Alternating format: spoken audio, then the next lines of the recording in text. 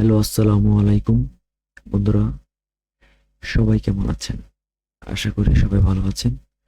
প্রতিদিনের মতন আজকে কম্পিউটার কোর্সের যে মাইক্রোসফট এক্সেলের যে কমপ্লিট কোর্স দেব, সেটার আজকে প্রথম ক্লাস এবং প্রথম পর্ব। তো ভিডিওতে যাওয়ার আগে যারা আমাদের চ্যানেলটিকে এখন পর্যন্ত লাইক এবং সাবস্ক্রিপশন করেননি, তারা অবশ্যই লাইক সাবস্ক্রাইব করে নেন এবং বেল বাটনে অবশ্যই ক্লিক করে রাখবেন, যেন পরবর্তীতে কোনো ভিডিও আপলোড করার সাথে সাথে আপনাদের কাছে একটা নোটিফিকেশন চলে যায়।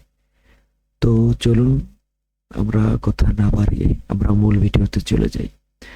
তো আজ যেহেতু আমরা মাইক্রোসফট এক্সেলের প্রথম ক্লাস আমরা করতে যাচ্ছি, এটার জন্য আমরা বেসিক থেকে আমরা মাইক্রোসফট এক্সেলটা আপনাদেরকে শিখাবো, কারণ আমরা মাইক্রোসফট এক্সেলের উপরে এক্সপার্ট হতে চাই এবং আমরা মাইক্রোসফট ওয়ার্ডের মাস্টার মাইন্ড হতে চাই। তো এটার জন্য আপনারা অবশ্যই ভিডিওগুলো টেনে না টেনে সম্পূর্ণভাবে দেখবেন। আমরা ভিডিওতে মাইক্রোসফট এক্সেলের বেসিক থেকে অ্যাডভান্স পর্যন্ত আপনাদেরকে আলোচনা করব ইনশাআল্লাহ। কোনো খুঁটিনাটি বিষয় বাদ দেব না, যেগুলো আলোচনা থাকবে না।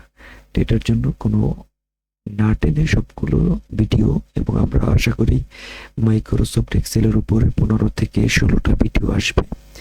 15 থেকে 16টা ভিডিওর ভিতরে আপনাদেরকে মাইক্রোসফট ওয়ার্ডের পূর্ণাঙ্গ একটা ধারণা ইনশাআল্লাহ দেওয়ার চেষ্টা করব।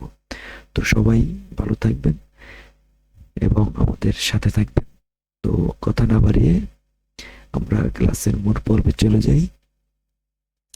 তো যেহেতু মাইক্রোসফট এক্সেল আপনারা একেবারেই নিউবর্ন বেবির মতন, যে আপনারা এখন পর্যন্ত কিছুই জানেন না, যারা জানেন তারাও আমাদের ক্লাসে আসলে অবশ্যই নিউবর্ন বেবির মতন থাকবেন।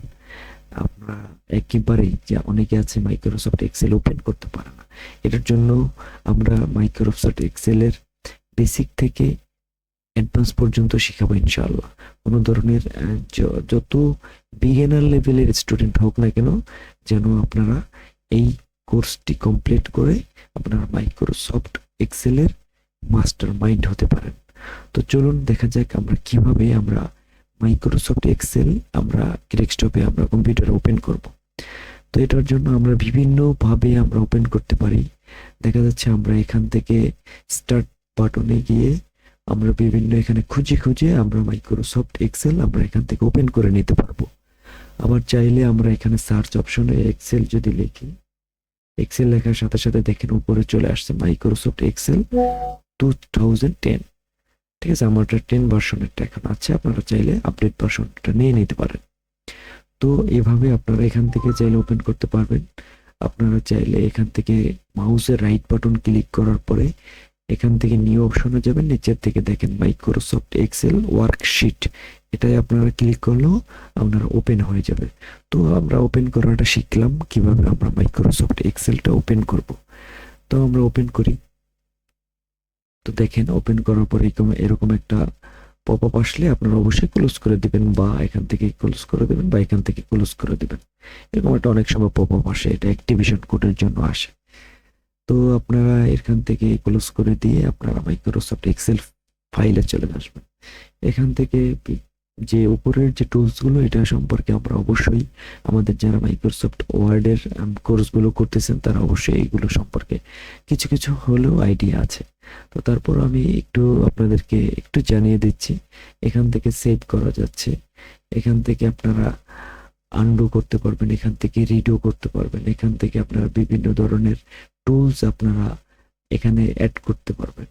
তো আমরা এগুলো আগেই শিখছি, আমরা এখান থেকে চাই না যেগুলো এখন আবার বলার জন্য। তো আমরা যেগুলো নতুনগুলো শিখবো, এখান থেকে আপনারা কয়েকটা জিনিস, উপরে যে অপশনটা আছে লাল কালারে দেখা যায়, এটার ভিতরে নাম থাকে। আপনি যে ফাইলটার নাম দিচ্ছেন, এটা আমরা যেহেতু কোনো ফাইলের নাম দিই না, এটার জন্য এখানে একটা অটোমেটিক একটা ফাইলের নাম চলে আসছে। তো আমরা এখান থেকে নিচে যে অপশনটা ফাঁকা জায়গাটা, এই যে ফাঁকা জায়গার ভিতরে যে বিভিন্ন ক্লিপবোর্ড, ফন্ট, অ্যালাইনমেন্ট, নাম্বার এগুলো আছে, স্টাইলস, সেলস, এডিটিং, এগুলো যে বারটার ভিতরে থাকে, এই বারটাকে বলা হয় রিবন। বারটাকে কি বলে? রিবন বলে।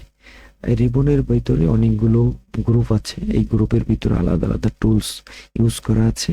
এই টুলস গুলো ব্যবহার করে আমরা মাইক্রোসফট এক্সেলের কাজগুলো আমরা করব। তো দেখেন প্রথমে আছে ক্লিপবোর্ড। ক্লিপবোর্ডের ভিতরে আপনি কাট করতে পারবেন, কপি করতে পারবেন, পেস্ট করতে পারবেন, ঠিক আছে। তারপরে আছে ফন্ট। ফন্টের ভিতরে আপনাদের ফন্ট, কোন ফন্টে আপনি লিখবেন সেই ফন্ট এখান থেকে আপনারা সিলেক্ট করতে পারবেন। তখন এখান থেকে আপনি ফন্টের সাইজ সেট করতে পারবেন। এখান থেকে ম্যানুয়ালি আপনারা ক্লিক করে করে ফন্টের সাইজ ক্লিক করতে পারবেন। এখান থেকে ছোট করতে পারবেন, এখান থেকে বড় করতে পারবেন। এটা এখান থেকে আবার বোল্ড করতে পারবেন, এখান থেকে ইটালিক, আন্ডারলাইন, এগুলো যদিও আমরা মাইক্রোসফট ওয়ার্ডে শিখছি, তারপরে একটু বলে যাচ্ছি। এখান থেকে আপনি ফন্ট কালার করে নিতে পারবেন, ঠিক আছে। এখানে ফন্টের ব্যাকগ্রাউন্ড কালার করে নিতে পারবেন, অ্যালাইনমেন্ট করে নিতে পারবেন, সেন্টারে হবে না, লেফটে হবে না, রাইটে হবে, আপনারা এখান থেকে সিলেক্ট করে নিতে পারবেন। নাম্বার থেকে বিভিন্ন ধরনের নাম্বার আপনারা এখানে ইউজ করতে পারবেন। তো স্টাইলে বিভিন্ন স্টাইল, এখানে সেলস আছে, ইনচার্টে ডিলিট করতে পারবেন। এখান থেকে অনেক কাজ আছে যেগুলো আমরা বিস্তারিতভাবে প্রত্যেকটা কাজের সাথে সাথে আমরা জানবো ইনশাআল্লাহ। তো এখান থেকে আমরা এগুলো পরিচিত হওয়ার পরে আমরা এগুলোকে বলা হয় এক একটা রো, এক একটা সেল, ঠিক আছে। এই যে ফাঁকা যে এক একটা ঘর, এগুলোকে এক একটা সেল বলে। এই এক একটা, এইটা এক একটা সেল, এই যে টোটালটা একটা রো, এই একটা, এইটা হলো রো। এই যে এই টোটালটা লম্বা আড়াআড়ি যেটা, এটাকে এটাকে রো বলে, ঠিক আছে। আর নিচে নিচে যেটা আছে এটাকে বলে হয় কলাম, ঠিক আছে। এটা হলো রো, এটা কলাম। তো আপনারা রো এবং কলামের মাধ্যমে বিভিন্ন ধরনের কাজ করে নিতে পারবেন। এটা একটা মাইক্রোসফট এক্সেল সম্পর্কে যদি আমি একটু বলি, মাইক্রোসফট এক্সেল দিয়ে আপনি বিভিন্ন ধরনের অফিসিয়াল হিসাব নিকেশ থেকে শুরু করে বিভিন্ন ধরনের ডাটা এন্ট্রি করে রাখতে পারবেন। এখান থেকে আপনার স্যালারি শিট করতে পারবেন, এভরিথিং আপনি মাইক্রোসফট এক্সেল দিয়ে কাজ করে নিতে পারবেন। যে কাজগুলো আপনার ম্যানুয়ালি করতে দেখা যাচ্ছে ঘন্টার পর ঘন্টা লেগে যায়, সেগুলো আপনি ফাংশন দিয়ে এবং যোগ বিয়োগ গুণভাগ থেকে শুরু করে সবগুলো আপনি এখান থেকে করে নিতে পারবেন ফাংশনের সাহায্যে, যেটা আপনি এক নিমিষেই এক ক্লিকের মাধ্যমে করে নিতে পারবেন, যেগুলো ম্যানুয়ালি করতে আপনার 1 থেকে 1.5 ঘন্টা সময় লেগে যায়। তো এইভাবে এটা হলো সিরিয়াল নাম্বার, এটা হলো কলাম, এটা হলো রো, ঠিক আছে। আমরা আর একটা এক একটা ঘরকে বলা হয় এক একটা সেল, এক একটা ঘরকে এক একটা সেল বলে। আমরা প্রথম শিট, এখান থেকে দ্বিতীয় শিট, তৃতীয় শিট, এভাবে আমরা এক একটা শিটে আমরা এখান থেকে যেতে পারবো চাইলে। এখান থেকে আমরা জুম আউট জুম ইন করতে পারবো, জুম ইন জুম আউট করতে পারবো। আমরা চাইলে এখান থেকে জুম ইন জুম আউট করে নিতে পারবো, এভাবে জুম ইন জুম আউট করতে পারবো। এটা হলো আপনার হরিজন্টাল বার, এটা দিয়ে আমরা বিভিন্ন ধরনের স্ক্রল বার আমরা নিচে উপরে আসতে পারবো, ঠিক আছে। এটাই হলো আমাদের পরিচিতি। আমরা যদি পাশাপাশি আরেকটা বলি, যে দেখা যায় আমাদের যে প্রত্যেকটা গ্রুপের নিচে একটা ছোট্ট করে অ্যারো চিহ্ন থাকে, অ্যারো চিহ্ন প্রত্যেকটা ছোট্ট করে, এগুলোকে বলা হয় dialog launcher box. Dialog launcher বক্সের কাজ হলো আপনি যখন এক্সেল শিটে কাজ করবেন, অনেক সময় আপনার কাজের সুবিধার্থে এগুলো ইউজ করতে হয়। দেখেন একটা ক্লিক করেন, ক্লিক করার সাথে সাথে দেখেন একটা ডায়লগ বক্স চলে আসছে।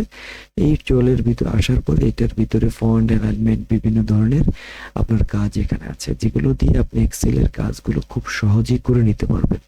তো এই ডায়লগ বক্স লঞ্চার বক্স দিয়ে আপনারা সহজেই এক্সেলের বিভিন্ন ধরনের কাজ করে নিতে পারবেন। যখন আপনারা এটা চেক করবেন, সেভ করার পরে আর আপনি সেভ যখন করবেন, অবশ্যই ধরেন আমি সাপোজ একটা লেখা, এটা আমি লিখলাম, এটা সেভ করার জন্য আমরা এখান থেকে, যেহেতু আমরা শিখিয়েছি তারপর বলি আর কি, এখান থেকে সেভ করলে সেভ হয়ে যাবে একটা ফাইলে। এখান থেকে সেভ এসে করলে আপনারা এখান থেকে যে কোনো একটা নাম দিতে পারবেন এবং এখান থেকে আপনারা যে কোনো ফোল্ডার বা ফাইল আপনারা সিলেক্ট করে নিতে পারেন। আপনারা এটাকে পিডিএফ করবেন না এক্সপিএস ডকুমেন্টসে রাখবেন, না এক্সেল শিটে ওয়ার্কশিটে রাখবেন। এভাবে আপনারা বিভিন্ন ধরনের এখানে ফাইল ফোল্ডার আছে, আপনারা যে কোনো ফাইলে আপনারা এটাকে আপলোড করে এটাকে আপনারা সেভ করে নিতে পারবেন কম্পিউটারে। তো আজকে পরিচিতি পর্বের ভিতরে পর্যন্তই থাকবে। আশা করি আপনারা নেক্সট ভিডিও দেখবেন। আগামী উইকে আমরা মাইক্রোসফট এক্সেলের সেকেন্ড পার্ট নিয়ে আসবো ইনশাল্লাহ। এটার ভিতরে একটু বিস্তারিত থাকবে, আমরা ধাপে ধাপে বিস্তারিত জানতে থাকবো, কারণ আমরা মাইক্রোসফট ওয়ার্ডে মাস্টার মাইন্ড হতে চাচ্ছি। তো এটার জন্য অবশ্যই অবশ্যই সবাই সবগুলো ভিডিও দেখার চেষ্টা করবেন, এবং যারা আগ্রহী তারা অবশ্যই দেখবেন। আর আজকের ভিডিও এ পর্যন্তই। সবাই ভালো থাকবেন, সুস্থ থাকবেন। আল্লাহ হাফেজ।